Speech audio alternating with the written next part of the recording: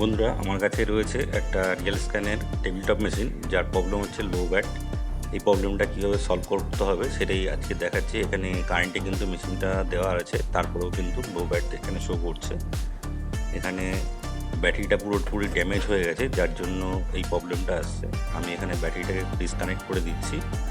ব্যাটারিটা ডিসকানেক্ট করে দেওয়ার সঙ্গে সঙ্গে কিন্তু এখানে আমার মেশিনটা চালু হয়ে যাবে। এখানে ডিসকানেক্ট করে দিলাম, করে দেওয়ার পরে কিন্তু মেশিনটা আমার চালু হয়ে গেল। এখানে কিন্তু ওয়েট মোডে চলে এসছে। আবার আমি এখানে ব্যাটারি কানেকশান করে দিচ্ছি, আবার সঙ্গে সঙ্গে কিন্তু লো ব্যাট চলে আসবে। এখানে কানেকশান করে দিলাম, সঙ্গে সঙ্গে কিন্তু লো ব্যাট চলে আসলো। তা এটাই হচ্ছে এর প্রবলেম। যেহেতু ব্যাটারিটা পুরোপুরি ড্যামেজ হয়ে আছে, তার জন্য এই লো ব্যাট প্রবলেম হচ্ছে, আর এই ব্যাটারিটাকেই তার জন্য চেঞ্জ করতে হবে।